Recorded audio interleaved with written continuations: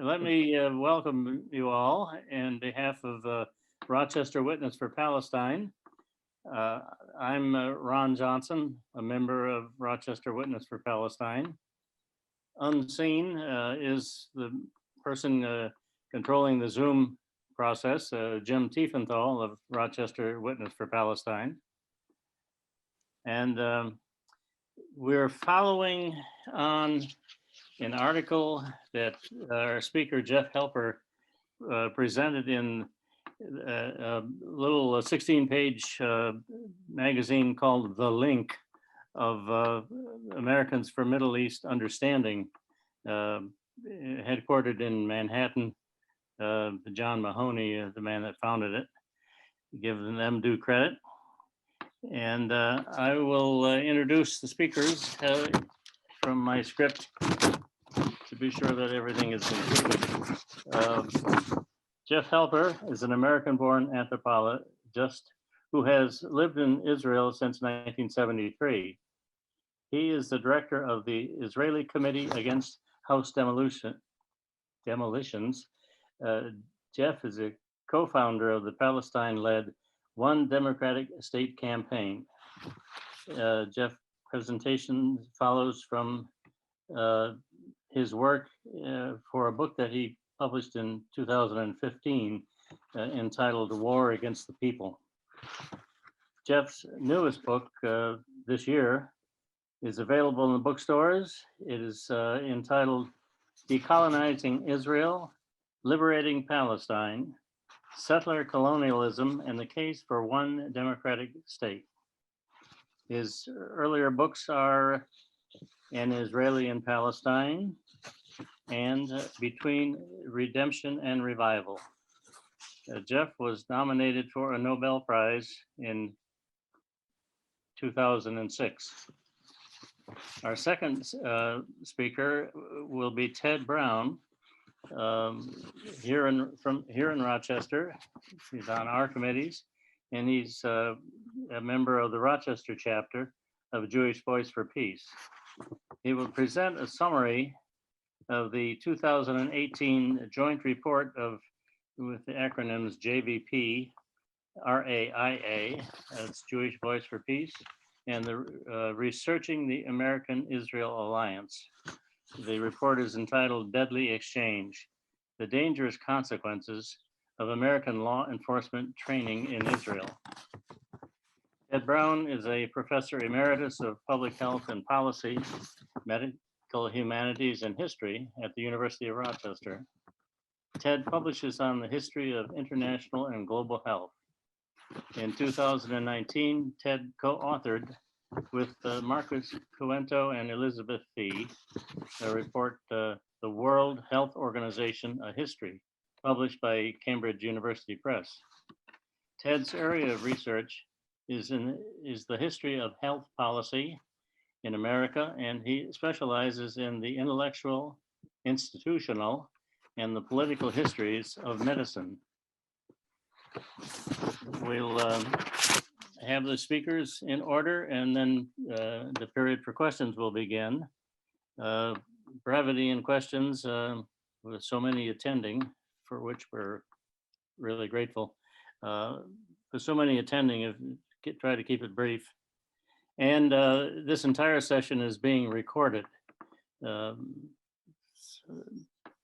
that, I'll turn it over to Jeff. Well, thank you. Thanks, Ron. And thank you all in Rochester for having me, and Ted for agreeing to appear with me, which isn't always a given. I'm speaking to you from flaming Jerusalem. You know, we're in the middle of tremendous riots here going on in the Al-Aqsa Mosque, in the neighborhoods around. Israel has a whole campaign of evicting the people from Sheikh Jarrah and Silwan and so on. You know, the settlers are very violent now in Jerusalem. As a matter of fact, now the police, there's big battles going on in Al-Aqsa, and the settlers are rampaging through West Jerusalem, through East Jerusalem, through the old city. You know, so the police, in a sense, are fighting two fronts.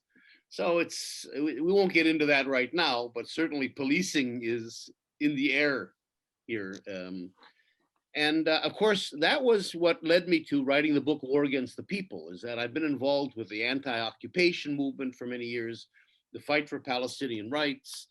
And, the question that I start my book with, of course, is, why? Why is Israel doing all this? And how does it get away with it in particular? Violations of international law, the amount of violence we have over decades, the instability, the oppression, the violations of human rights. And yet, the American governments, one after the other, become more supportive of Israel, and the international community allows Israel to go on without sanctions. And why? And, the usual explanations didn't really make it for me. The Jewish lobby in the US. Okay, it's strong, it's true, but there's a lot of countries like in Europe and even in Latin America and Asia that are very pro-Israel. Bolsonaro is one, Orban in Hungary is another one. You might even put Putin in a way in that. They don't have a Jewish community. They don't have an APAC. Well, you can say, the Christian Zionists in the Republican Party, the Christian right is very powerful in Congress, and that's also true. That's a part of the equation. But you don't have the Christian right in a lot of other countries that are very pro-Israel. So, and then there's other countries that are pro-Israel, extremely so, like the Eastern European countries that don't have the same forces the United States do. So what's going on? And there was one common denominator that I began to see. He was sort of staring me in the face, and that is what I call Israel's security politics. The fact that Israel has managed to, because, we see the occupation as something temporary. Israel sees it as permanent. And we see it something as bad. Israel sees it not only as permanent and moving towards an annexation to a greater Israel, but it's a laboratory for Israel. Israel is a country that has a laboratory of millions of people living in the West Bank and Gaza, and to some degree in East Jerusalem, that are completely defenseless, completely vulnerable, that it can experiment on in any way it wants to without any international oversight. Even though there's a Fourth Geneva Convention that's supposed to protect them, it doesn't. And so, what we see in Gaza, what we see in the West Bank, are Israel perfecting security technologies, what are called technologies of repression. And that's where you get into police technologies as well. This isn't only military, but don't forget, this is keeping a civilian population under control for decades. So this is really more in a way policing or militarized policing. And that's where this deadly exchange idea comes of Israel and the American police. Drones. Israel is the world's leader in drone warfare, because today more drones are sold to police forces than they are to militaries. So all these technologies, surveillance and technology repression that Israel perfects on the Palestinians, it's not doing this simply to have an arsenal or simply to keep the Palestinians down. The Palestinians really don't present any threat to Israel. It's doing it for export. And export of arms and technologies of repression and surveillance aren't only for money. It's a huge part of the Israeli economy, of course. But it means that Israel is able, even though it's a small country, it's able to insert itself into almost every political system in the world, every country, and in a very clever niche kind of marketing, to provide exactly the security needs that country needs. If it's the United States, you think the Pentagon with its $1 trillion budget a year would have enough resources. Well, if you look at the F-35, which is the new stealth bomber, Israel could never produce something like that. I mean, it's way beyond its capacity. But the cockpit is largely Israeli. The navigating systems, the targeting systems, a lot of the electronics are Israeli, you see. So Israel knows how to make itself very useful. And we'll talk in a minute about the policing, because Israel is very strong in terms of training the American police. But, if you take another country like Egypt, well, where Sisi is kind of, or Saudi Arabia, where they're dictatorships and they're not popular and they have seething masses, well, Israel knows how to supply their security services. So in some countries it's military, some countries it's security services, other countries it's policing. What Israel reads the map in almost every country in the world, including countries it has no diplomatic relations with, and is able to insert itself in terms of its security and policing and military technologies and tactics that it learns on the Palestinians. And that is its security politics. That is what explains why Israel gets the support it does. Now, what I want to do is take a couple minutes, if I can, although I've already spent half my time with this introduction, and just go over, I want to get back to policing. And I think instead of getting into the nitty-gritty of policing right now, and Ted's going to talk about the deadly exchange program, so he'll get more into details, I want to put the policing in a bigger context, because we have to understand what the political logic of policing is. What is policing? Why is it the way it is? What's its role? What's its function? And to do that, let me just bear with me, because we're going to start big. We're going to start with the whole global capitalist system and eventually get to Rochester. Okay, so I'm going to do this in a more visual way, because I think it helps. You can all see this, more or less. So, yes. So this, in a sense, is a map of the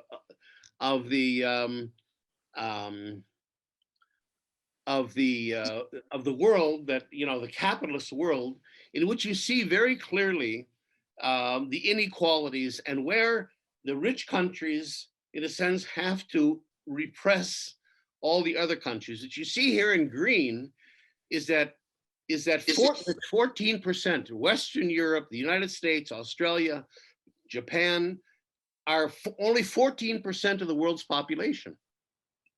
But they have 73% of the world's income.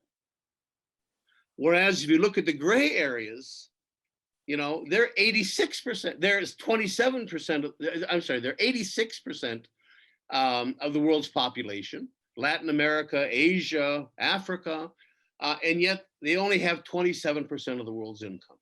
So globally, the greatest thing that strikes us is the tremendous inequalities in resources and standards of living and incomes between what we call the global north in green, even though Australia is not quite north, but the global north versus the global south, or what we used to call the third world.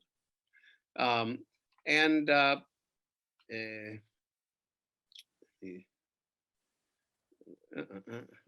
okay. And, I won't get into this too much. We know a lot of this, but, there's a concept that if anybody's involved in church or religious theology and discussion, this is a concept I think is the concept of our modern world that capitalism and corporations use. The idea of surplus humanity.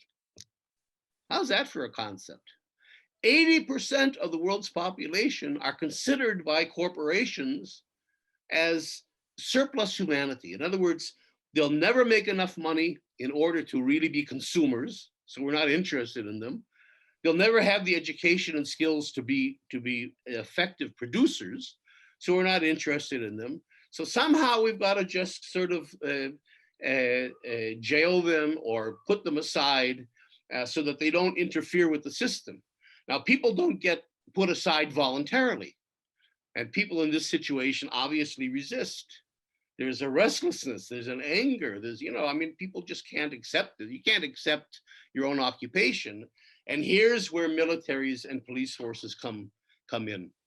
50%, 80% of the world's population lives on less than $10 a day. And of course, this affects not only the surplus humanity, you can see how it's reflected here in wars. There's a concept, a fellow named Marshall,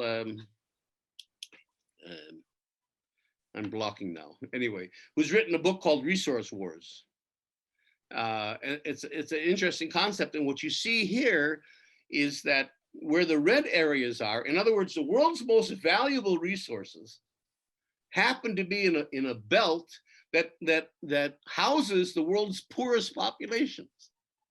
Whoa, how's that for a recipe for conflict and repression and militarized policing and security concerns of the heads of all these governments and of corporations?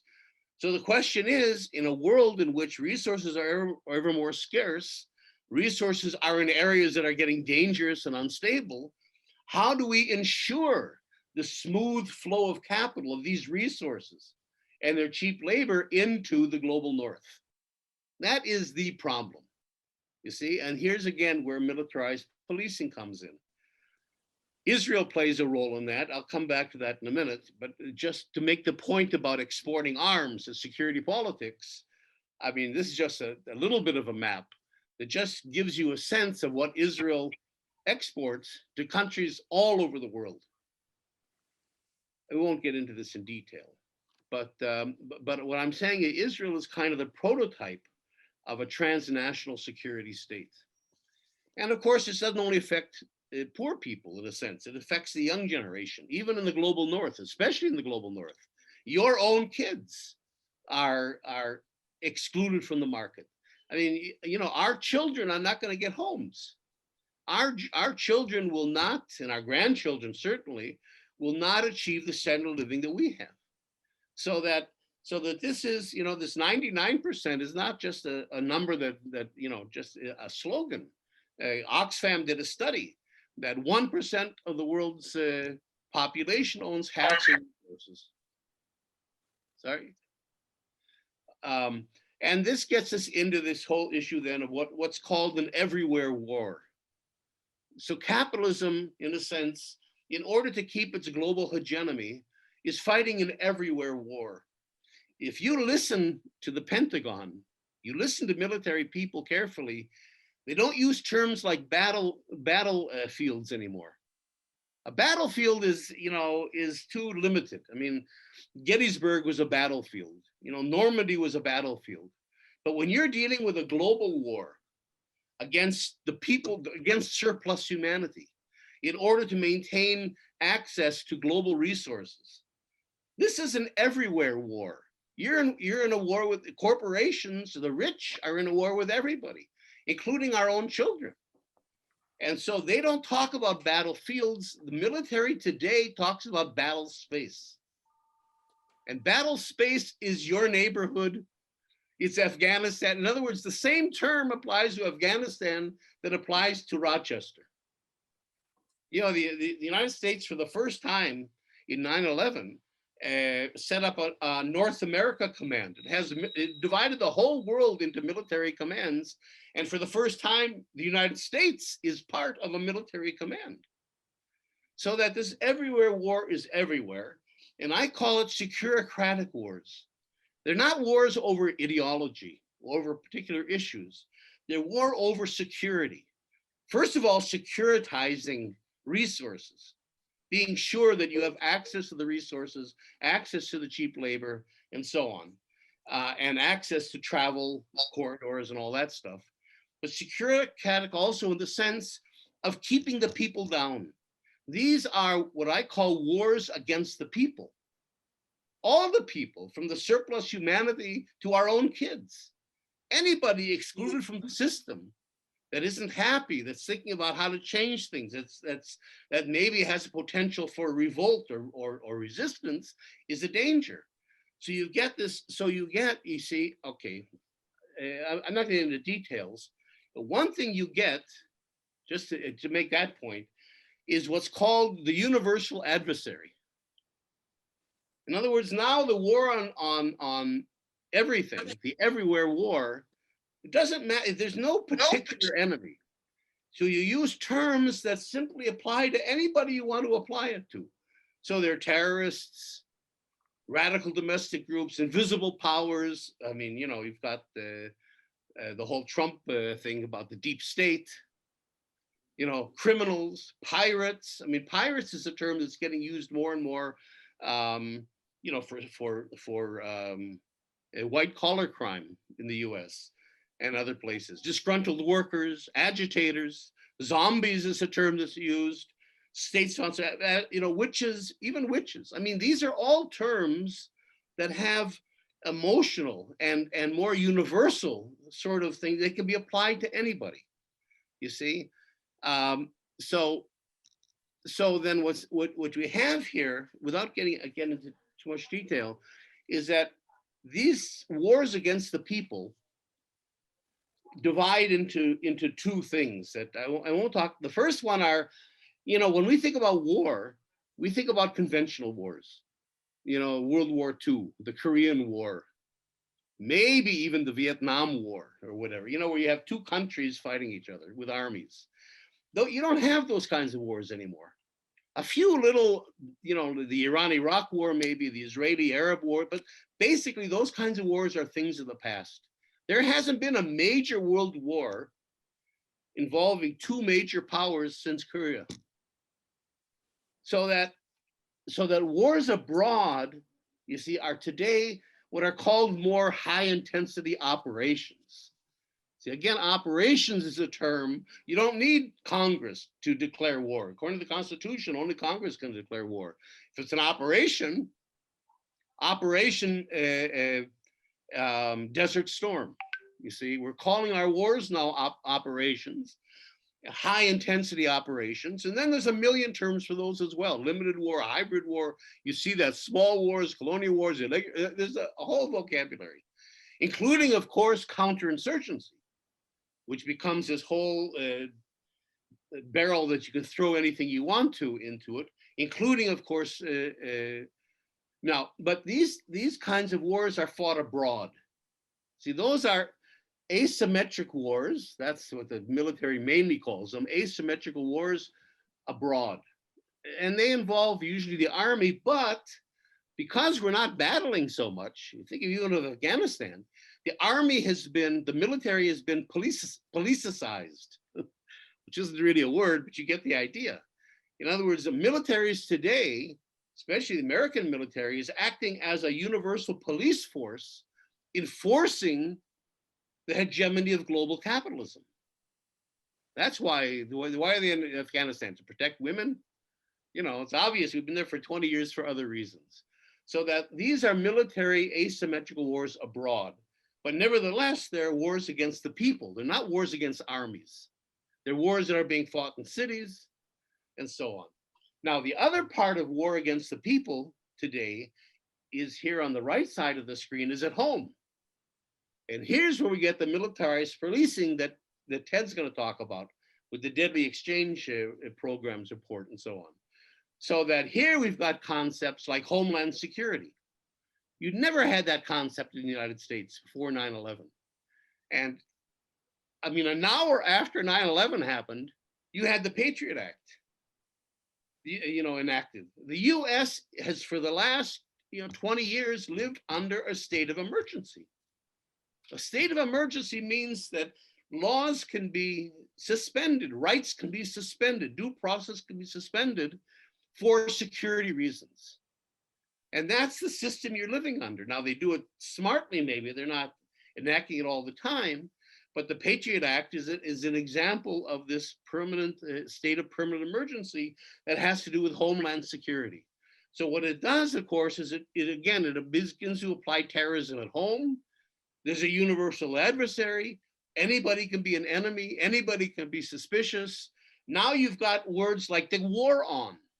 There's the war. Think of the vocabulary, the language we're using. We have a war on crime. We have a war on drugs. We have a war on immigrants. You see, and the police are becoming, don't believe me. You'll hear this even from politicians. You hear this from police. Police don't call themselves police anymore. They call themselves warriors. I don't know if you've heard that, but police call themselves warriors. So this whole idea that we're militarized, we're warriors in a battle space that happens to be in Rochester, you see, or happens to be domestic, it's simply another front of this everywhere world that's happening everywhere else. And in this kind of a situation, the police become militarized. because their job is now not, you be the friendly policeman helping you get home. Their real job, and it always has been this historically, is to enforce the rule of the state. And the state, of course, represents the interests of the rich. I mean, just to put it in a very simple way. So in a sense, the police are the enforcers of this capitalist system. And unless you understand that logic, I mean, they do other things too, but that's their, and it has been from the very beginning. Police in the United States comes out of slavery, out of suppressing the slaves, and then suppressing immigrants and suppressing the labor movement around the country. That's where the police come from in the United States. That was their, and until today, I think, is their mission. So finally, you get to policing that's militarized. The police in the United States are equipped with $7 billion worth of surplus army equipment that's been given to them since the Clinton administration, in every administration. So you've got police departments in rural Tennessee that have tanks and armored personnel carriers and I don't know what. So this is the big picture. I'm going to finish in a minute. I'll go through this really, really quick. I know I'm taking too much time. I apologize to Ted. The word the term that captures what they want, what their goal is pacification. That's a very important term. Pacification means to render us incapable of resisting. And you do it not only with a heavy-handed way, which happens in Ferguson, which happened with George Floyd, which happens with the Black Lives Movement, which happens with immigrants and in crime as well, but also with poor people, the way you see it, but more pacification of our minds, where we adopt these terms like universal adversary and terrorist, and these fancy terms like counterinsurgency and all that, and we brainwash ourselves. So now we go to the airport, and nobody has to tell us to take off our shoes. We do it voluntarily. There's no reason, and our airport security will tell you this, why you have to take off your shoes. I don't care about Richard Reed 20 years ago. You have to take your computer out of the bag. There is no reason in the 21st century you have to take your computer out of the bag. These are all sorts of things that are intended to pacify us, to get us into the security, so that security seems neutral. It seems benign. Of course I want security. Of course I want my government to protect me and give me security. What we don't understand is that security is really a political concept. That we should ask the question, whose security are we talking about? If you replace the word security with pacification, think about it. I want to be secure. Do I want to be pacified? The questions arise. No question arises from security. Why are they making me take off my shoes? Why this? Why? We just assume, of course, for some reason that keeps us safe. What if we substitute pacification? Ask the question, we can't ask why are they securing me, but why are they pacifying me? How are they pacifying me? Who is pacifying me? All of a sudden, with the word pacification, issues and questions come up that are concealed and suppressed by the idea of security. And then we get into the security state. I won't get into all of this now, but it's a whole kind of a system, like a vicious circle of securitization and the police and Homeland Security and a state of emergency, a state of exception, and then there are repressive laws, and there's more police power, and there's a securocratic logic, and it's applied to everybody, and we begin to get what is called the security state. The United States is moving, or has arrived, at being a security state, and that's where, again, the police have a tremendous role. Israel's role is also important. I'll let Ted deal with that. I won't get into why, but one thing that it's done, just to mention it, is, see, the United States, like other Western countries, all right, I'm gonna, always separated between the military and domestic security. In the United States, the CIA cannot talk to the FBI unless through certain approved channels. They try, in the West very much to separate with a wall outside and inside, military and policing and so on. And that's always been the case. The National Guard is a little bit of a, but that's basically the case. Israel, you don't have that. Israel, they're all one thing, the military, domestic security, you get all these services. And that's the structure that they're trying to give the United States. They're trying to persuade through the police, which is the great lobby, into Congress, this whole idea that we have to militarize the police and create this link. Another thing Israel is doing, of course, is bringing in surveillance systems. How's this for a concept? CTS, combat zones at sea. In other words, Rochester is a combat zone, so you want to create that Rochester is spying on itself with cameras and cyber networks and so on, so that the greatest threat to a security state is not knowing what we're thinking and where we are and who we're associating with.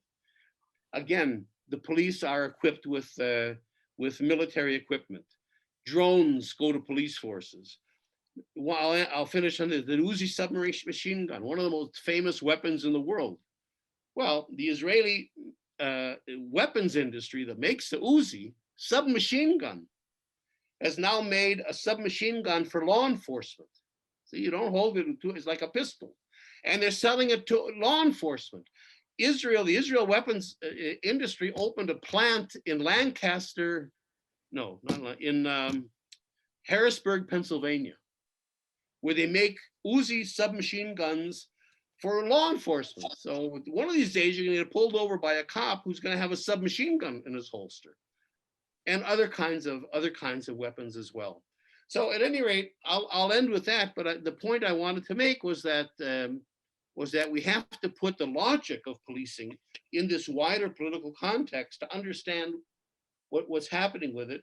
And then, of course, you have to also understand Israel plays a tremendous role in training the police, but not in the sense that they train Derek Chauvin to put his knee on George Floyd's neck. That's not the level.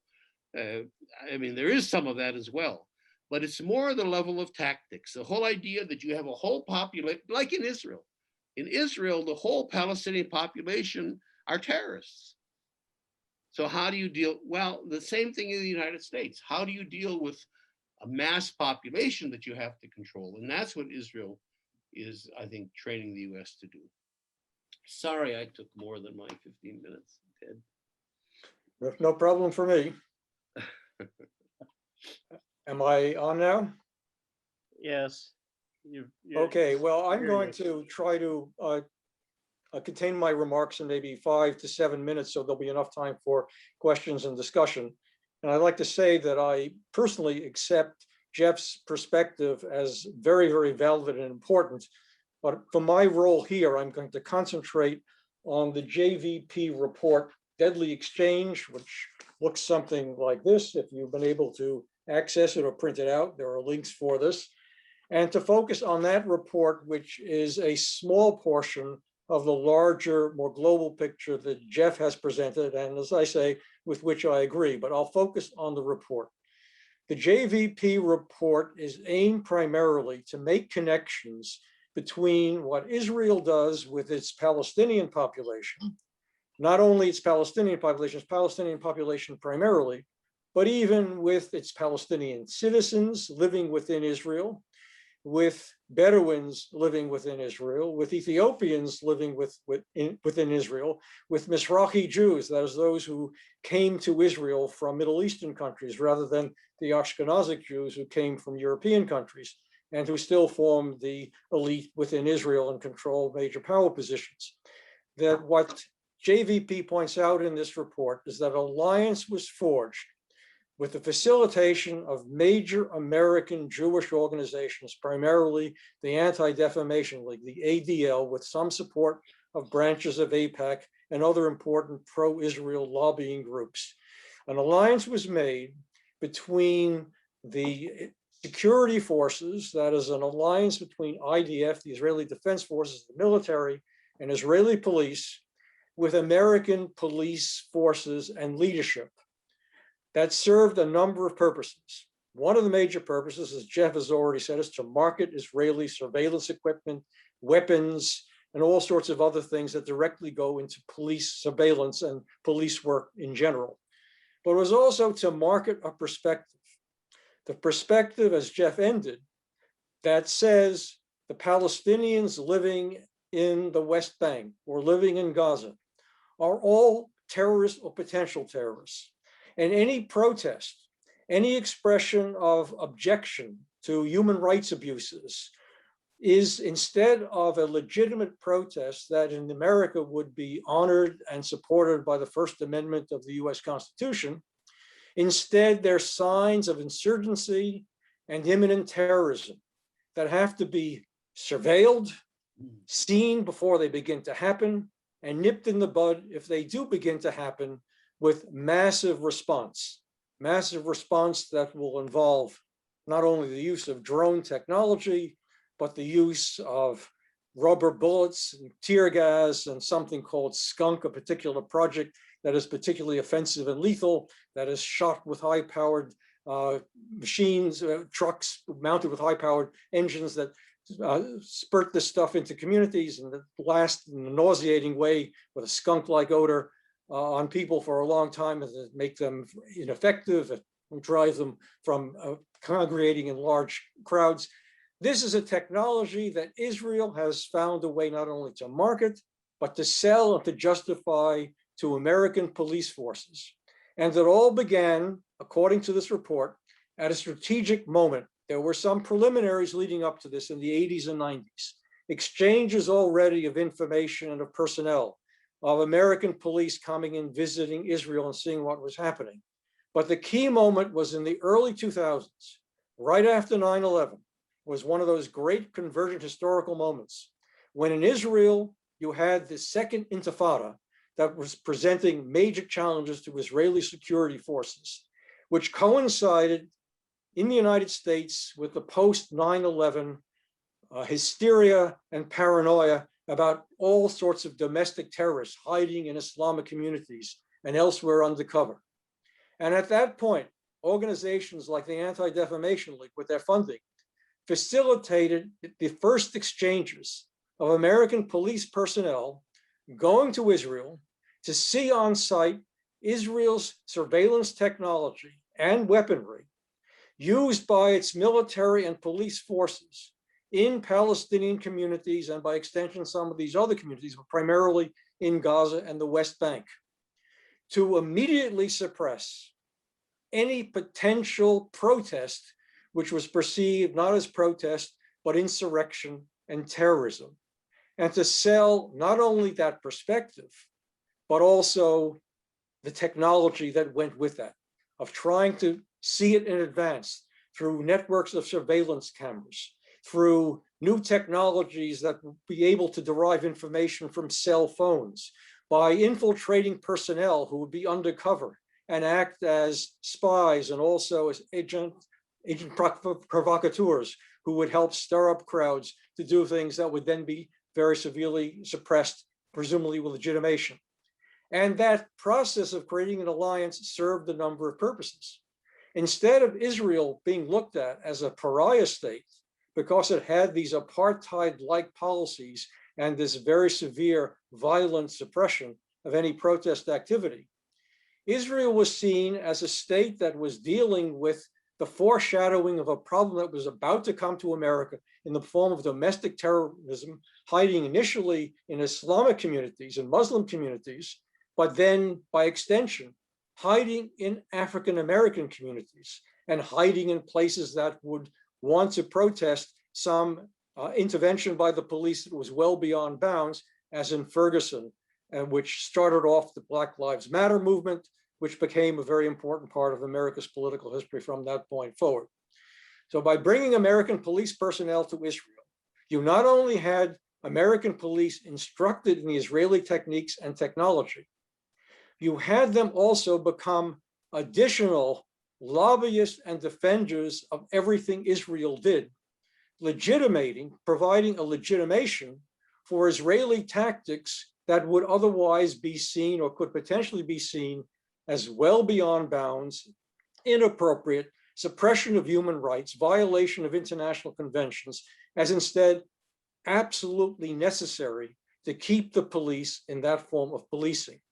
And then what the report does, after starting from that very important moment of historical convergence, post 9/11, in the midst of the second intifada, there were many subsequent visits that go on to this day, in which American police personnel are shown on site how the Israeli security forces tame and quell any potential rebellions, get the information through surveillance techniques. If a rebellion begins to break out, if a protest begins to grow to a certain proportion, to watch the Israelis come in with their various technologies, weaponry, skunk spraying of the population, and all the rest of it, which are then re-imported to the United States and applied particularly to communities of color, and which show up in the kinds of police methods that have been used in Ferguson and other places where the Black Lives Matter has erupted as a form of protest. And what JVP is also saying in this report, not only is this transfer of technologies and this form of legitimation by way of US police personnel becoming principal advocates for the rightness and the justification of Israeli policies and techniques, but it also is a way of showing how American civil liberties can easily erode, where protest is not seen as the quintessential expression of America's First Amendment rights to protest, but rather as a security threat, as the beginning of an insurrection. And therefore we have to suppress it and erode our basic rights, just as has happened in Israel, which serves as a model for how it could happen again in the United States. Now, I think I've used all the time I really should have. I hit on the high points of this report, which is very accessible, that you can actually physically access it very easily through a link, read it. It's also very accessible in its interpretation, and the points are driven home very effectively and repeatedly, so you cannot miss the connections that the writers of the report are trying to make. And so I think at this point, I'll just stop and be part of responding to questions as they come up, either addressed to me or to Jeff or to both of us. Thank you, Ted. May we have our first question? Okay, I noticed that there are 4 questions that came in already before the discussion started through email. So if we take those in order, if you want to do that, Ron, I'll start with the first one. I think you're also encouraging, are you not, people to raise their digital hand, which with their Zoom hand, which can be found at the bottom of the participants list on some devices, or at the top on that ellipses, that ...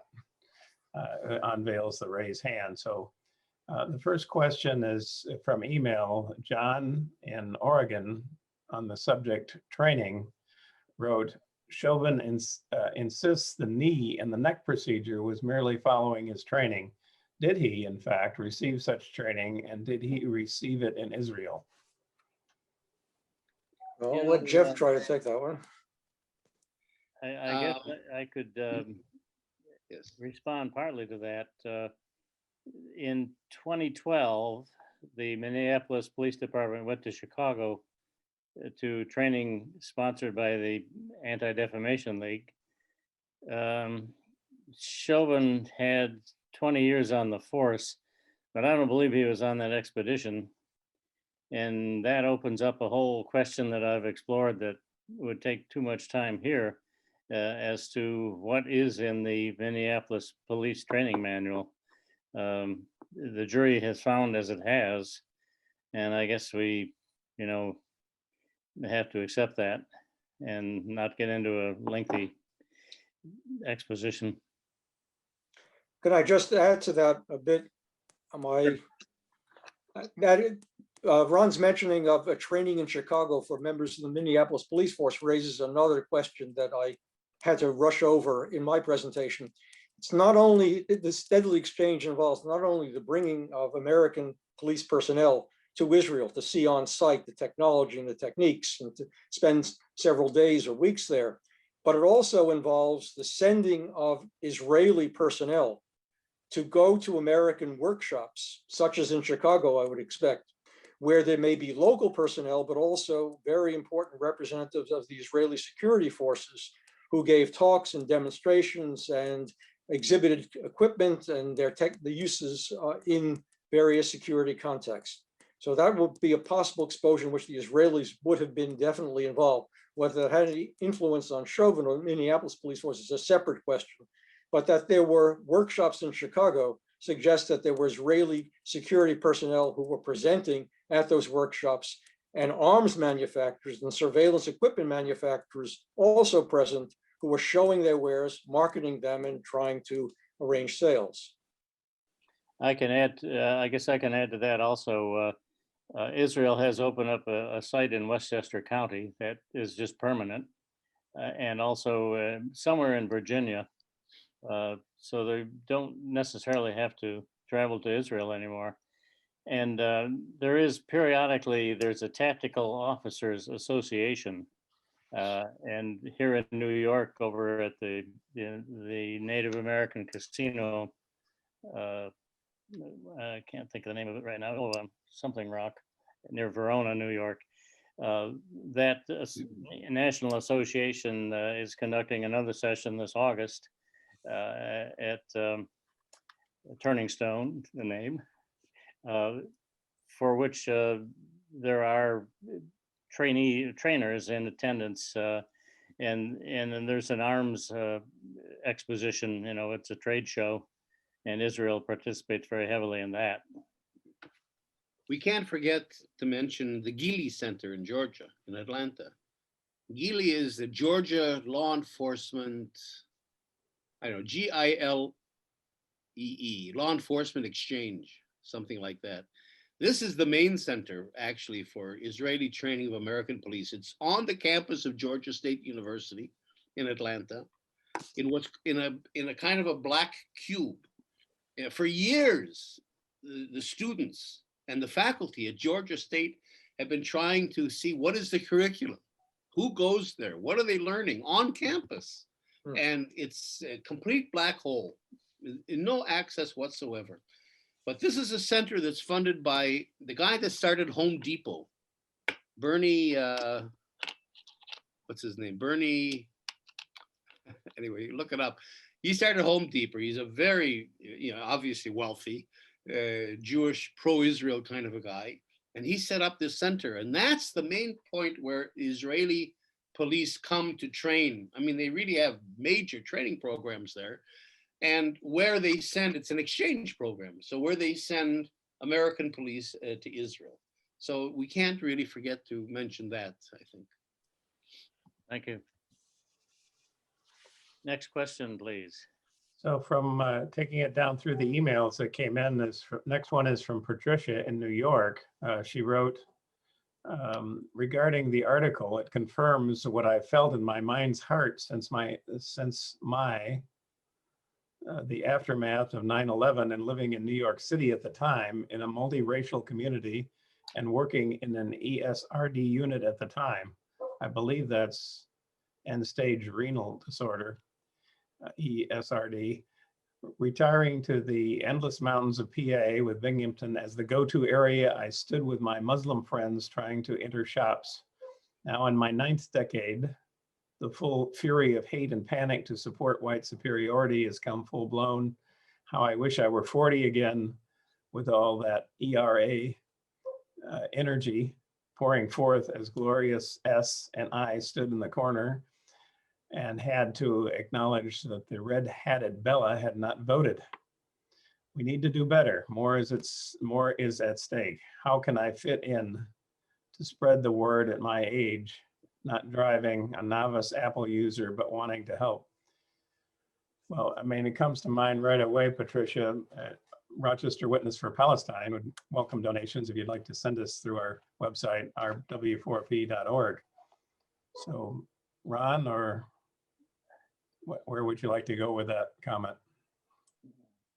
I'm trying to think of if there are associations in the New York area, but I guess I don't know. I have nothing further to offer. Okay.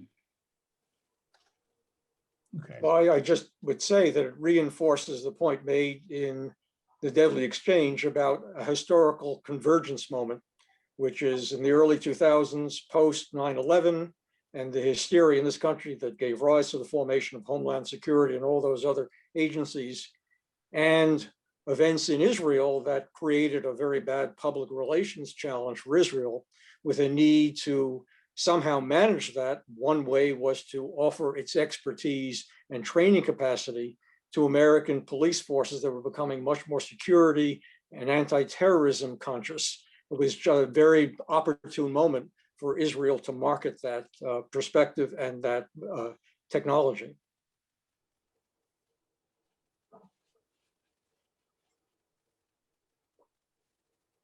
Hearing no further answers, maybe I have the next question. All right, this is, again, the 3 or 4 emails that came in before the discussion started. This one from Jim in New York with the subject line, U.S. military style policing. It's my recollection that the U.S. didn't need Israel to militarize policing. For example, the Safe Streets Act in the Lyndon Johnson era brought us SWAT teams, I think used against the Black Panthers. The Anti-Drug Abuse Act with Reagan brought us no-knock raids. The National Defense Authorization Act with Bush 41 and carried through by Clinton brought transfer of surplus military gear to the police. And of course, I think you've already mentioned, Jeff, after 2001, we got the Patriot Act. So the question is, who's learning from whom? Well, I mean, I write about this in this Link article about the militarization of the police. And that's what I also want to say. I mean, I'm not accusing Israel of teaching Derek Chauvin how to sit on George Floyd's neck. You know, the American police have a long history of violence. It's true. They certainly don't need Israel to teach them violence. And in some ways, I'll tell you something else. In many ways, the Israeli police are less violent than the American police. You know, you don't get shooting of people as much. I mean, not the military side of it, but obviously, but in terms of the domestic policing, and you have much more negotiation, you know, and anyway, Israel has that side of it as well. Because don't forget, in Israel, you've got this weird situation where half the population are terrorists. Anybody who's not Jewish, who's an Arab, is a terrorist. So you got to have a whole system, but you know, Jim said a key word, management.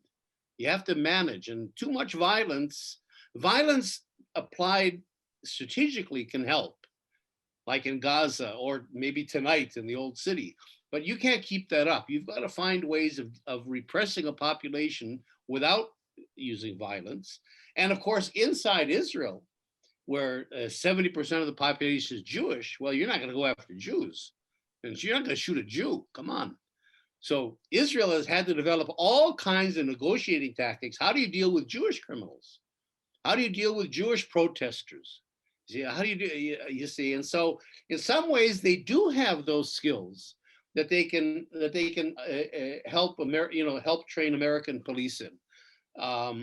And Israel is much better at that, I think, than the American police that are very quick to go to the violent response. So that's true.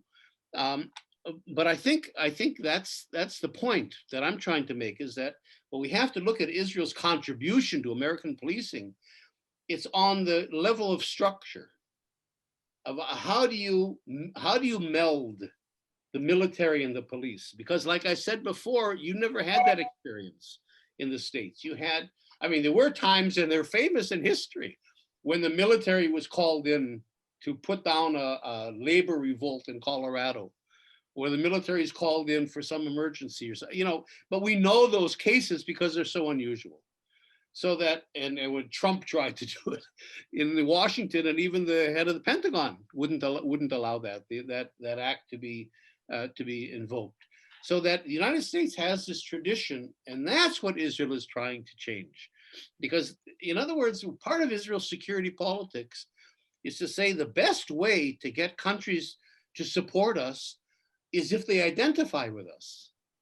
So that we're trying to say, we are in Israel where you should be. We are the security state that you should be imitating. You know, a couple of years ago, if you remember, there was a bombing in Brussels, the airport and the city and so on. And this is true. These deputy Israeli prime minister said to the Belgians, he didn't say, we're sorry, condolences. He said, wake up, Belgians, stop eating chocolate and start living in the real world. That's actually what he said. And he said, you know, you're dealing with some Muslim neighborhoods. Look at Israel. Don't criticize the occupation. You criticize the occupation. You should be imitating it. Right. Look what we've done. We have an Israel that's flourishing, that's democratic, if you're Jewish, you know, that has great standing in the world, where half our population are terrorists. Whoa. So if we can manage that, we should be the model that you guys follow. So that's really the level that Israel, I think, is trying to work with the United States. How do you keep the capitalist, this neoliberal, predatory capitalist system going, keep all these racial groups and immigrant groups and poor people and young people under control, you know, have this quiet, because you don't want the violence. You want, corporations want stability and quiet. So how do you use security and find ways, technologies of securing your country without putting your knee on people's necks, which is counterproductive, you see? So I think there's an intelligent approach to management, which is very, very dangerous and very scary, but that Israel is trying to introduce into American police forces. And I think that's really the level that we have to look at. Well, let me just add a couple of bits about specific technologies, though. I thought the question was extremely good in tracing American police and militarization back to Johnson and Reagan. All that is absolutely correct, but there are specific techniques that the Israelis have mastered, and specific security corporations in Israel that market materials and techniques that have been directly borrowed. So one of the examples that comes up a couple of times in the JVP Deadly Exchange pamphlet is a particular camera-linked security system that's used to monitor movement and potential insurrectionist activity in the old city of Jerusalem, which was sold directly to Atlanta, which adopted this exact system and had that company provide the technology and installation and so on. And there are other Israeli techniques of trying to, in very sort of modest and careful ways, conduct surveillance by racial profiling, which is another important theme in the JVP publication.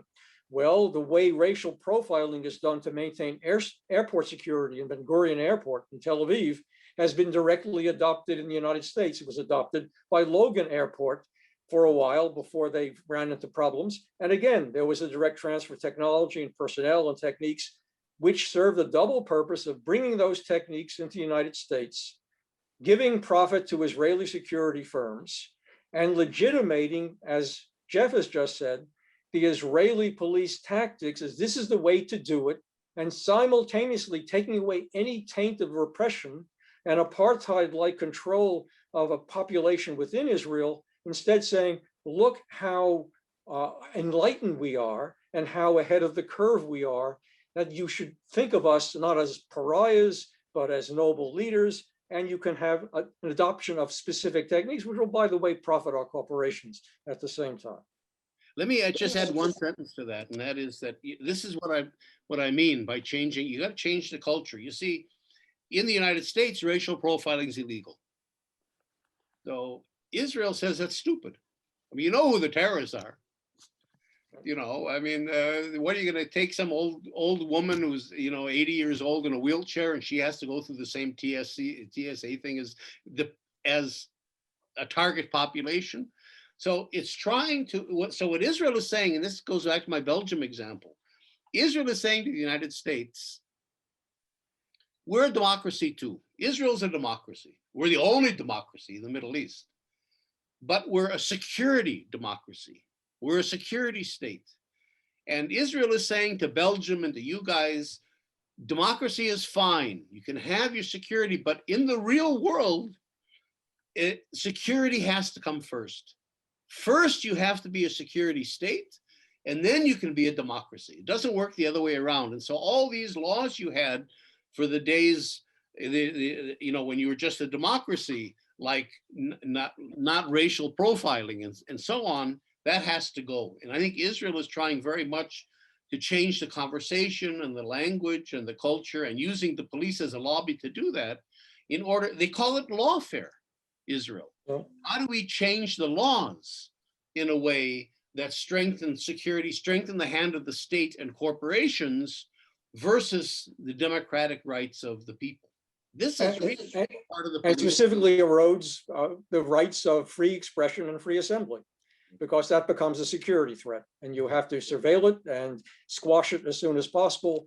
That's just sensible. You can't allow these old rights of expression to continue as they had been in the past, when you were being naive and simply allowing things to develop to an uncontrollable state. Let me say, go ahead. Yeah, let me say here, we'll run till 3:30, and if you didn't know, in order to raise your hand, at least for me, in the lower toolbar, there's a category of reactions, and if you go in there, there's a view of a hand, and that's how you raise your hand. But now, the next question, please. Okay, so Ron, we have the 404 questions that came in ahead of time. I'm seeing 3 hands, and then another email question came in after that. So unless you've got other preferences, want to keep going the way we have been? Yes, please. Oh, okay, there's another question from New York, the last one on email ahead of time, with the title subject line ODSC. And the person writes, a Wikipedia editor wrote, quote, in his 2008 memoir, Halper says that upon arrival in Israel, I'm quoting Halper, I suppose you could have called me a Zionist, close quote.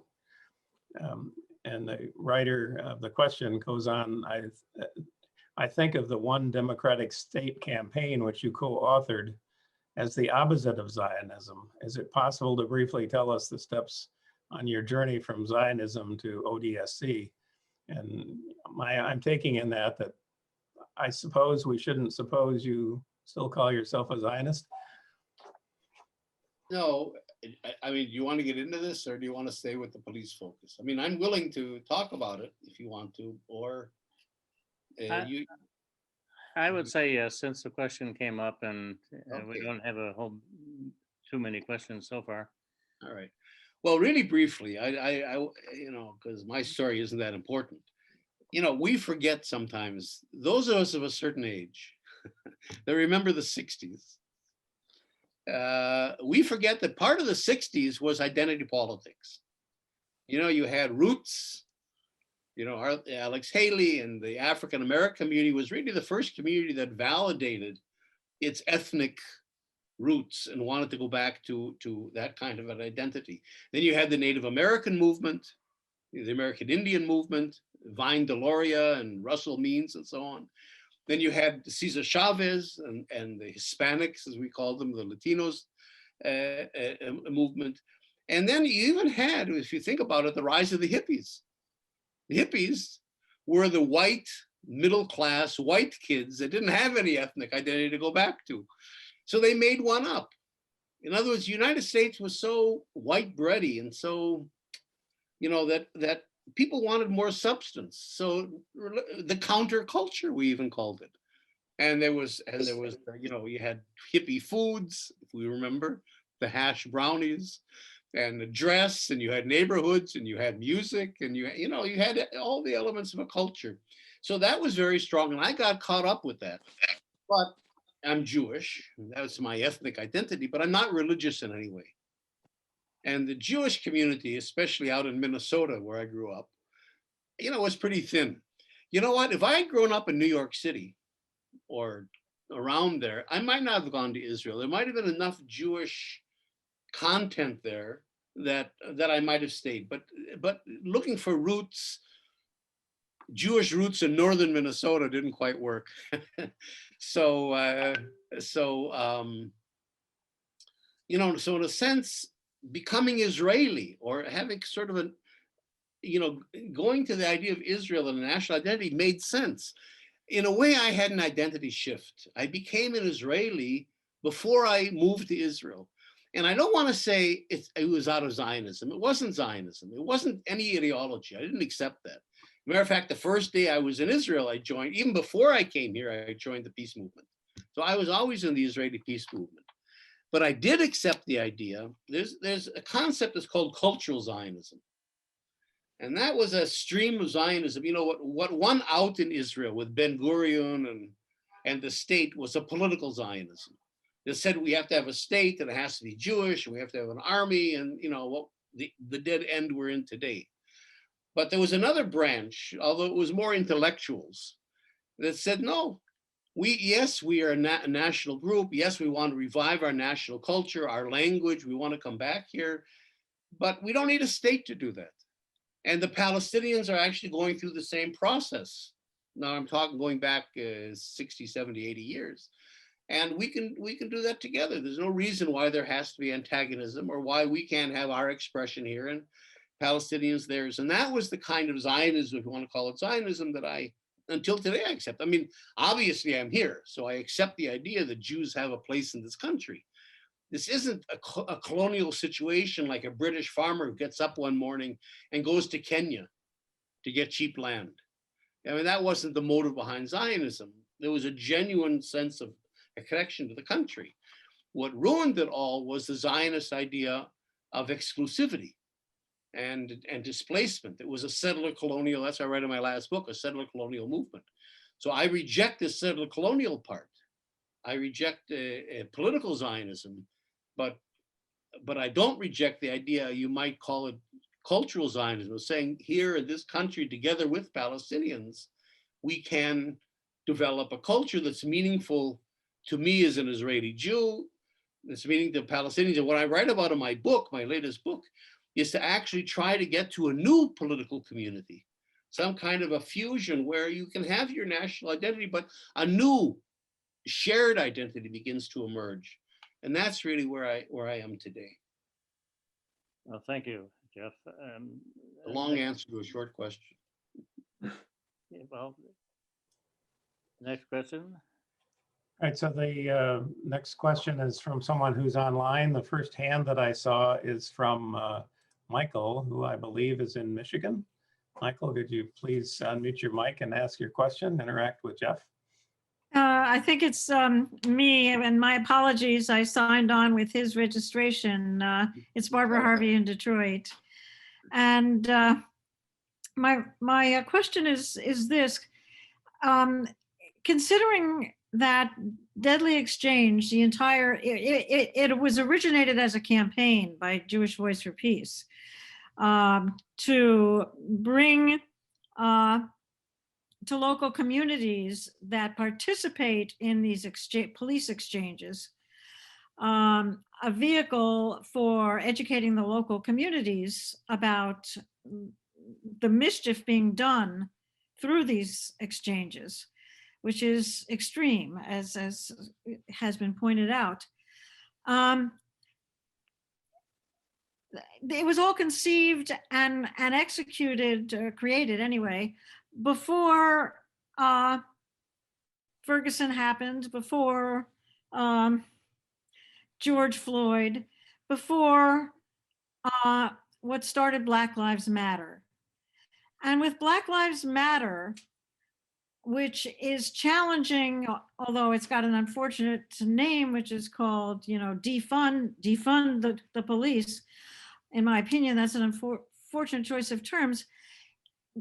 The focus is on refocusing the police function in society, in local law and order concepts, and bring it more back actually to its community roots as a law and order entity, which operates largely peacefully without guns to solve problems, hopefully before they cause violence. and to get a lot of people who have been unjustly imprisoned out of prison and back into society and trained and educated and productive members of society. And given that this is happening, I posed a question: is it really wise to keep focusing on these deadly exchanges, which are certainly disturbing, in fact, and certainly do need to be brought to the consciousness of Americans who aren't aware of the mischief they do and the problems they create? Or do we want to instead focus on where popular sentiment is now in this country, which is with Black Lives Matter and their effort to restore the police function to a community social service concept instead of a military concept? And certainly the United States, I totally agree with the point that was made, I think, very well already, that certainly the United States does not need Israel as an excuse to explain how its police have become so militarized. Thank Well, you. Ted or Jeff? Ted, maybe you should respond. Jeff, why don't you start? Well, I mean, I just, you know, I think, you know, you have a problem here, and that is that the police make sense. Militarized police make sense because the country is a neoliberal capitalist country of great inequality. So you can't have a benign police force focusing on local issues and not be armed and not be violent in a system that's violent. You know, in other words, what I was talking about in my latest book is this whole concept of decolonizing. We have to decolonize Israel from Zionism into one democratic state. But in a sense, you have to decolonize the United States, but you can't do that alone. You have to decolonize the global system. Just to throw this out, we have to decolonize the global system from neoliberal capitalism. Because as long as that system is running, the police forces are simply a reflection of that. They don't cause it, they're enforcing it. They don't, so you can't expect that little piece to change and reform and get better. It was never better. There was no restoring the police. The police were never different. The police were always a violent enforcer of the rich. So unless you change the system, I don't think the word obviously defunding the police is the right term. I think it has to be decolonizing the police. But beyond that, it's decolonizing the police state. You have to do away with what's causing the violence. You know, I mean, one of the immediate things why are American police armed and other countries they're not armed? Because the American population is armed. I mean, I don't, what is it? One out of every 3 Americans owns a gun, you know, and big guns. So of course you have a police force that's reacting like that. But at the same time, even beyond that, you know, their mission, the mission that the police force has always gotten from the very beginning in the 19th century in the US is to enforce the rule of the rich. And it's getting worse. I mean, it's not like we're in the 19th century where Rockefeller is sending the Pinkerton gang to break up a labor dispute. I mean, we're talking about the whole system of the United States now is becoming more oppressive than it was 100 years ago. So that the police, in a sense, I think have to be seen as reflecting that, and it's not their fault. And I don't think it's even reasonable to expect the police to reform in a basic way without reforming the whole system. And not to say that certain reforms can't happen, they can, but basically to really change the function of police in society, you've got to change the nature of the society and the political economy, I think. Well, I agree with that, but of course that's an extraordinarily large task, and I don't know that it's a realistic one. And just to add to what you said, you can go back in American history to the Haymarket riots, where police forces killed so-called anarchists who were protesting legitimately for something like there are a work week of reasonable proportions and not a work week that drove people into the grave just by trying to make a minimal salary to live on for their family. Or we mentioned the Rockefellers, the Ludlow massacre, in which armed troops came in and burned and killed the tent encampment of workers and their families at the mines in Ludlow, Colorado. This goes back throughout American history. It is very deep, and I don't see any realistic way of taking that down or taking that apart. So in that sense, even though I can see it as a worthwhile goal, I don't see it as we're having any realistic pathway to do that in anything like the near future. But what we can do, and that's what the JVP Deadly Exchange Project was about, is expose specific ways in which American police forces now are benefiting from specific Israeli techniques and technologies and corporations, and particularly applying a broad and very dangerous analogy between Palestinians, who by definition are terrorists and are going to lead an insurrection every time they try to protest for their rights and have to be suppressed, and American communities of color, as in Ferguson or other places where the kinds of protests Black Lives Matter have erupted and the movement has begun. We can make those connections now, not reform the whole system, but perhaps ameliorate some of the worst atrocities that have happened recently by pinpointing ways in which that exchange has happened and to try to reverse those specific deadly exchanges. Well, thank you. Next question, please. And the next hand that I saw was Steve, who I believe is in Maryland. Go ahead, Steve. Yeah, hi. Yeah, I'm in Maryland. I wanted first to get that book by Marshall somebody, and I couldn't figure out what the title was. If you could give us that information again, it's unless it's not that good a book, Jeff, but it sounded like a sort of a real primer on where we're at now as we look Marshall around Clare. from our little bunkers. Resource Wars. Okay, Marshall probably Clare. enough. And the guy's Michael Clare. Okay, and he's good. It's a good book. Very good book. Okay.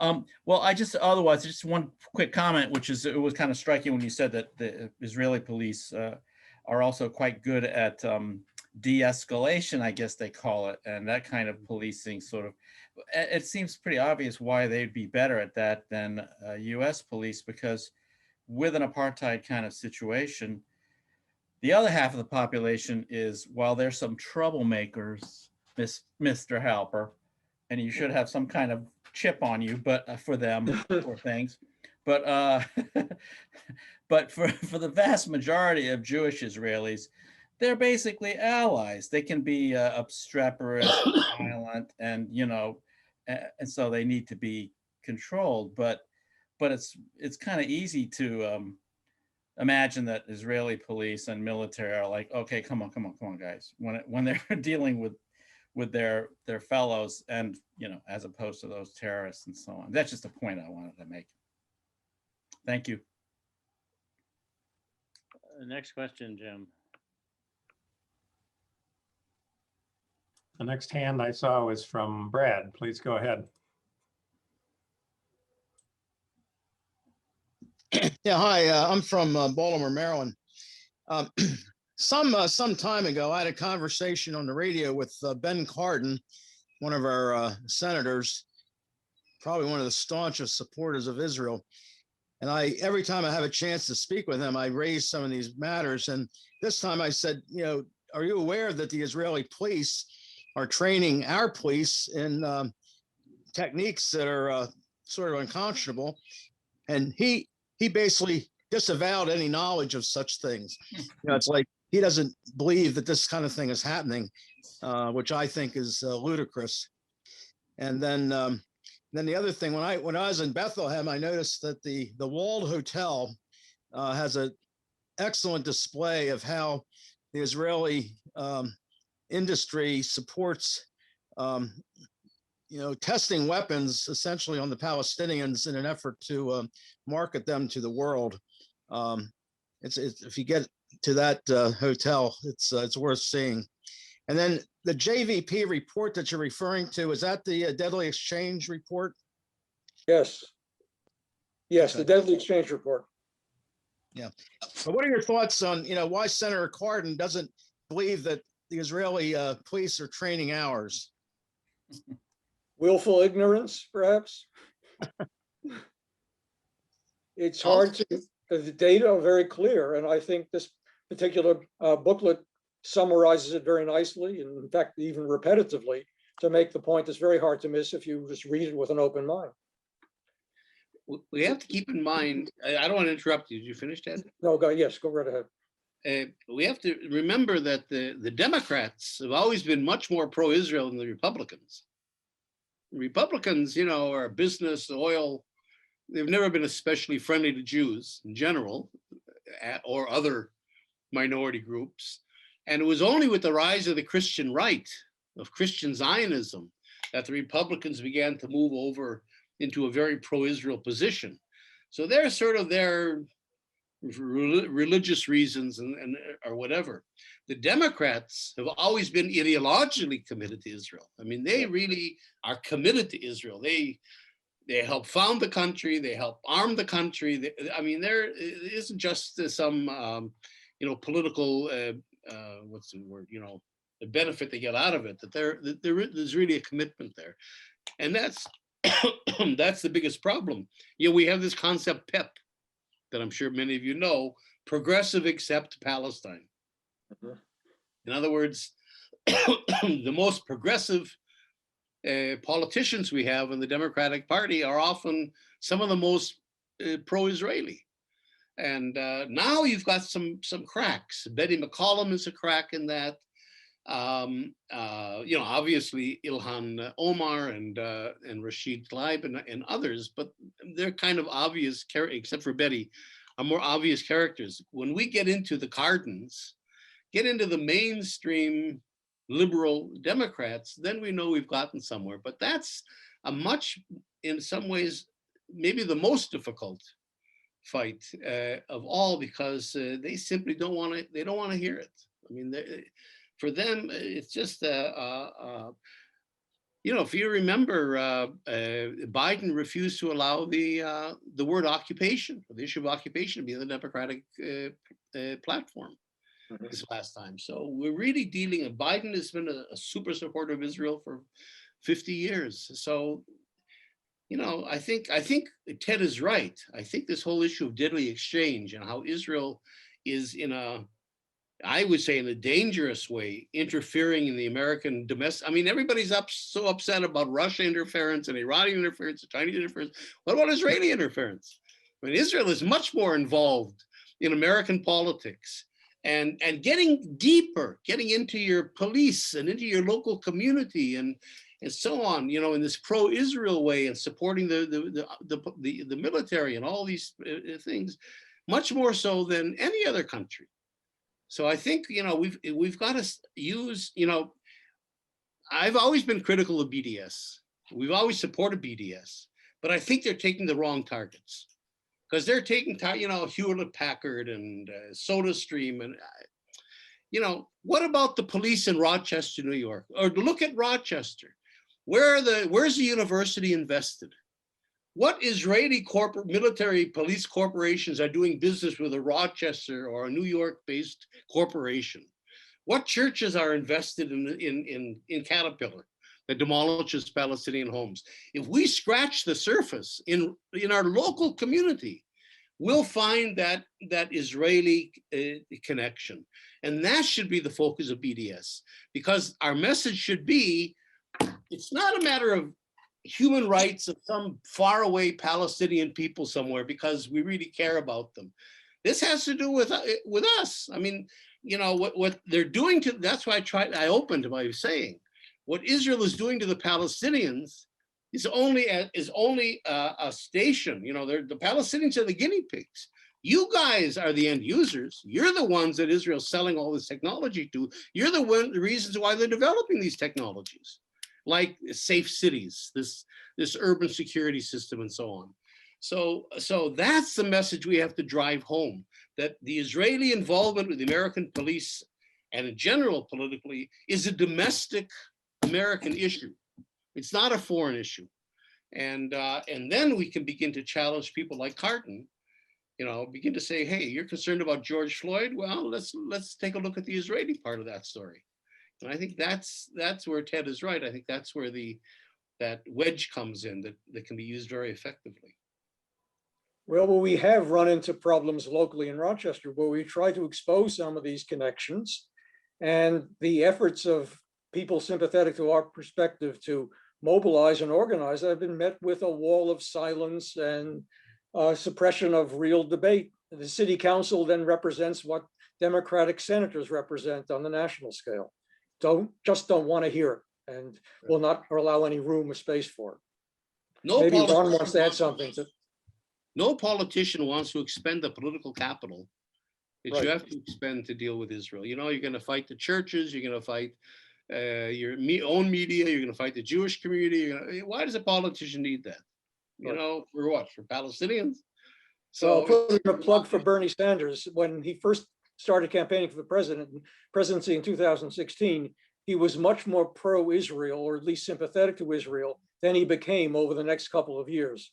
And that, I think, was a great triumph for people with our position. But besides Bernie, I can't think of too many others who have migrated in that direction. Ron, maybe you have something to add to this conversation? Well, that was a good discussion. Maybe we have the next question. Wait, let me say just one more real quick thing of what Ted just said. It isn't that they're not convinced. I spent a lot of time in Congress in pro-corona days, and sometimes they come here as well. So I know a lot of members of Congress. I go in and I start my spiel and they say, hey, I know. They all say, I know what's going on, more or less, if I care at all. I mean, some of them just say, I don't care and I don't want to know, but a lot of them do know. They said, look, we read the newspapers like everybody else, but I just don't want to go there.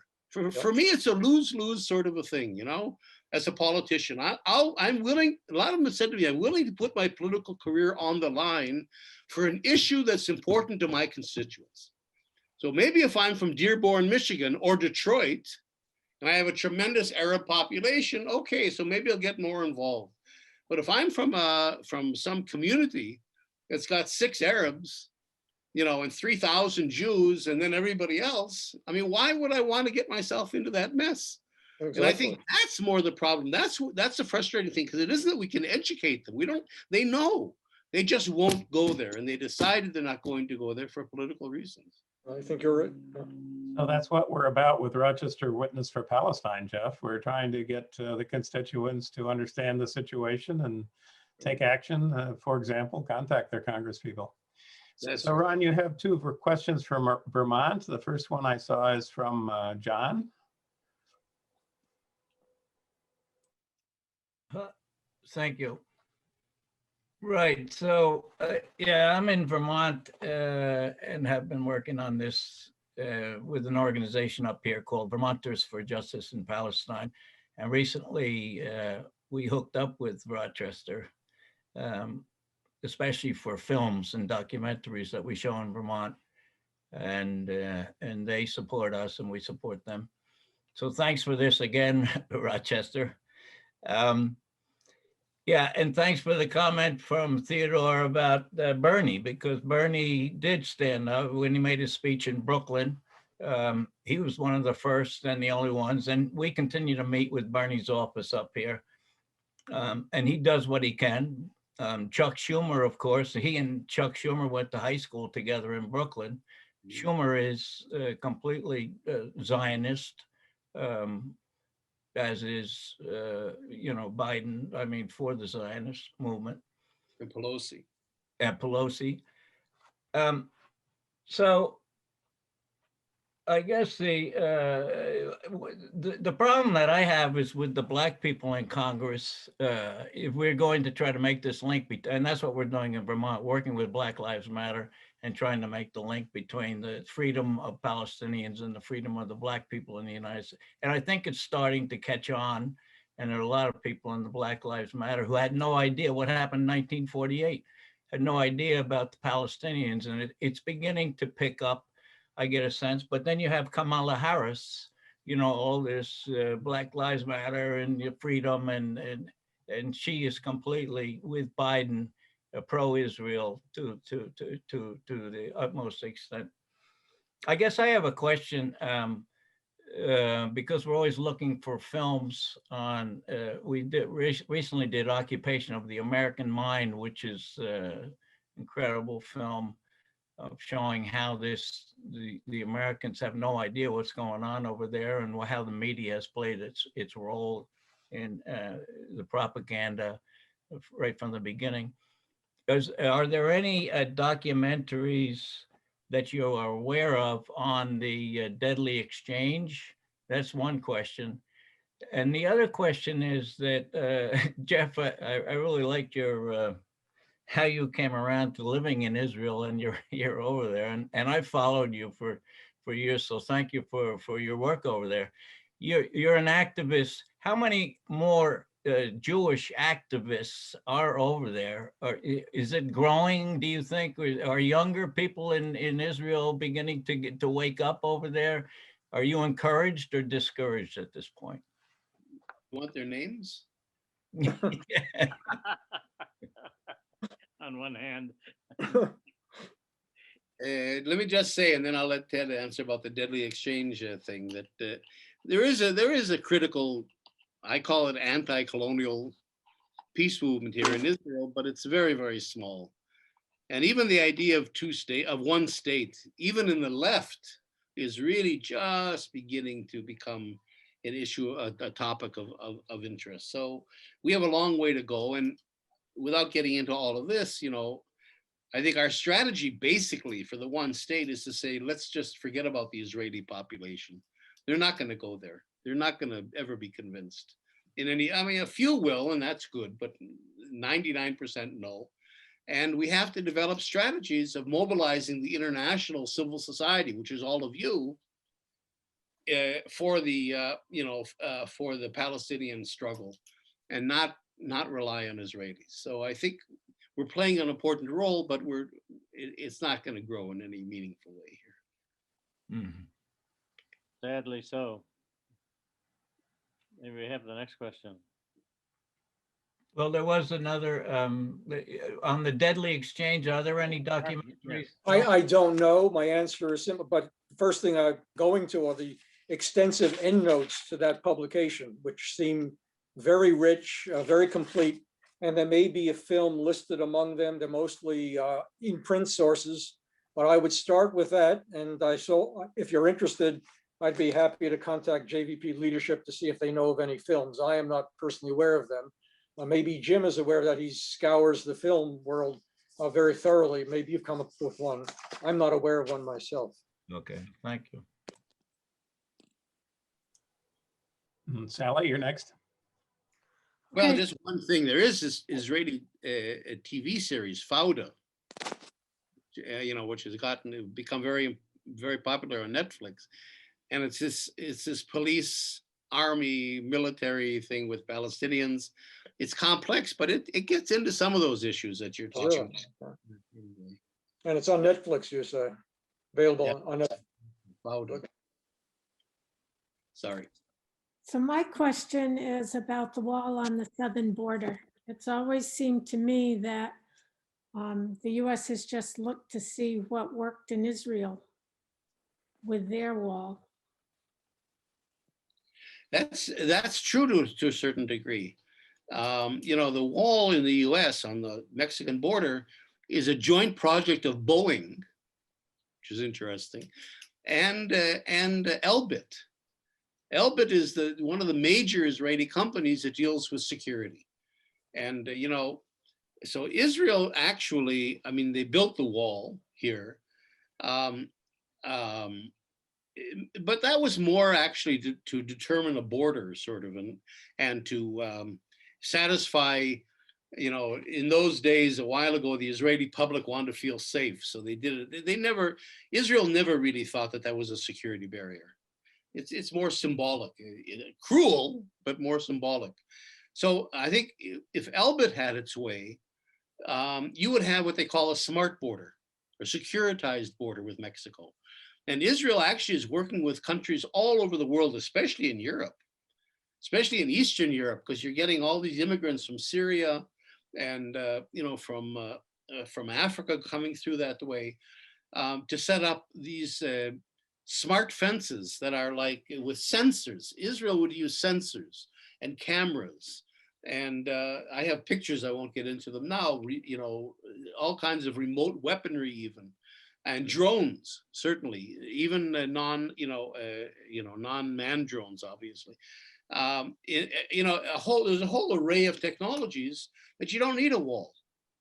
You see, and I think that would be the Israeli contribution. But I think for PR reasons mainly, when Americans want a wall, it's like here in a way, you want a wall. The public expects to see a physical wall.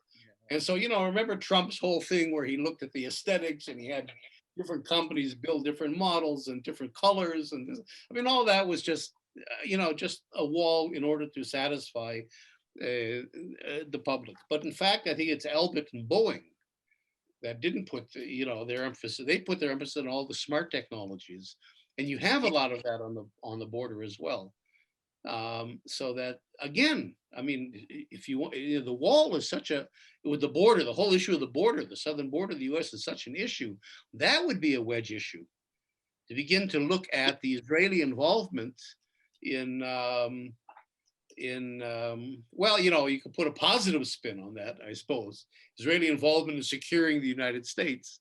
But if you put it again within the framework of keeping immigrants out and the selectivity and the militarization and the militarization of the border service, all that stuff, ICE, the whole ICE issue, that's where Israeli training comes in too, by the way. ICE is really being trained by Israelis. To bring those specific issues up that are already in the public consciousness and to try to show what's going on, that it's not really the wall, it's really security. And that security technology that's used against Mexicans is also used in Atlanta. The Elbit system set up this system in Atlanta, and it'll set it up in other American cities. So the whole thing, you just have to help people connect the dots. I guess that's what I'm trying to say. And BDS could do a better job in terms of taking American targets and American situations and showing the Israeli involvement rather than companies that people don't really understand the connection between SodaStream and the occupation. Well, thank you. Let's see, I think we have 2 more questions. Kathleen in New York State hasn't asked a question yet. You want to take that question? Hi, Jeff. We met back in 1997 as you were setting up the Israeli Committee Against House Demolitions, and CPT was setting up the campaign for secure dwellings. And I wonder what you thought was going to happen then. And did you have a vision that things were going to get this bad? Yes and no. I think a lot of us in the Israeli peace movement, tried to invest a lot of hopes in the Oslo peace process. The sides were talking to each other. Something was happening. I don't think we had a lot of faith in it, but I think we wanted to give it a chance. So at that time, we were still in the middle of that whole process. So we were giving it a chance. But I think we predicted, even in those days, that it would collapse, that Israel, I didn't have a complete understanding like I do today, because it's only since then, actually, in the last maybe 10 or 15 years, that this whole new analysis that I have in my latest book of settler colonialism comes in. You see, until, let's say, 2000, 2005 or something, even today, we usually talk about this as a conflict. It's a conflict. So a conflict has 2 sides, and there's a rough symmetry between the sides. The way you resolve a conflict is you bring them together and they negotiate and they compromise and they come up with some kind of a solution. So that's where the optimism comes in, that you can do that. But I think that's based on a misanalysis. Because once you understand that Zionism is a settler colonial movement, you understand a couple things. First of all, that it's unilateral, that there is no other side for Israel. The Palestinians are not a side. They have no rights. Israel doesn't even recognize their existence as a people until today. And they never negotiated with them, really. I mean, it was sort of, they tried to manage through fake negotiations, but now we understand they were never negotiations. Israel never intended, I mean, Israel came in, Zionism came in 125 years ago into Palestine with the intention of turning an Arab country into a Jewish country. That was the whole point of Zionism until today. Not 78% of it, not giving the Palestinians a state of their own in the heartland of our homeland.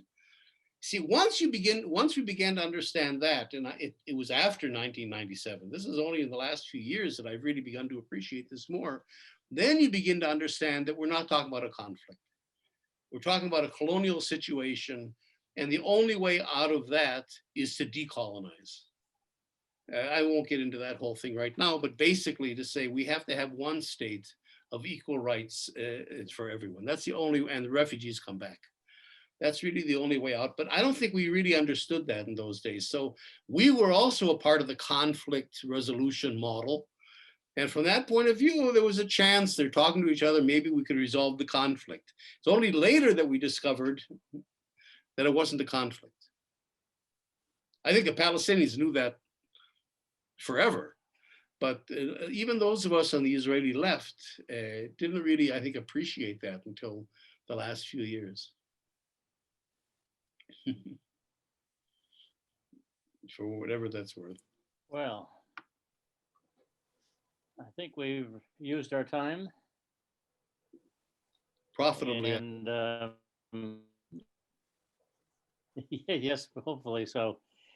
And thank you all for coming.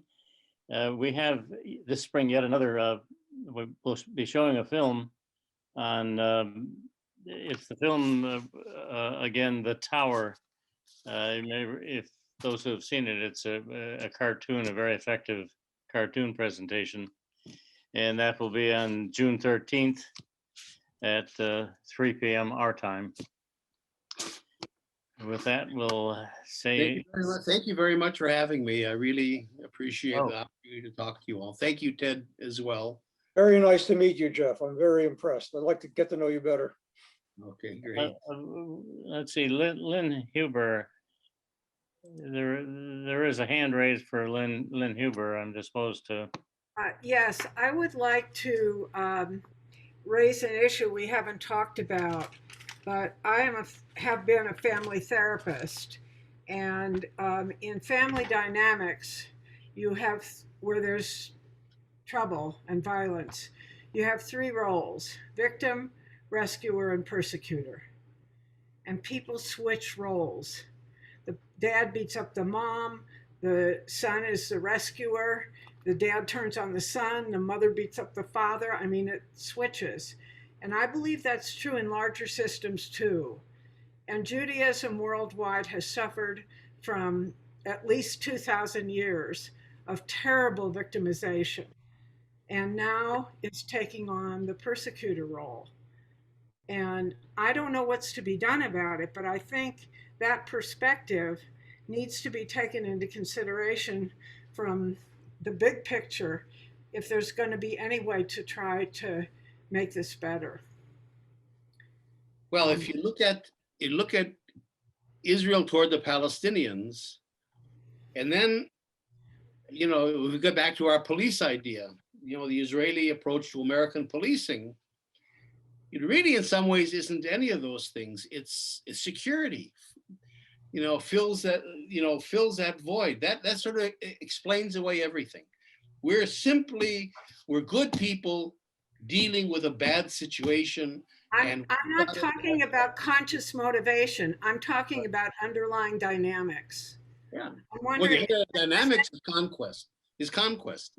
What if you don't want to resolve? You say, this is mine. It's mine. I want it. I want you out, period. And I'm not a bad guy because it belongs to me. You see that? In other words, the terms that are used. I wanted to raise the issue, and I don't think you're really hearing it, but that's okay. So Lynn, it seems to me that the obvious answer to your question is to become the rescuer.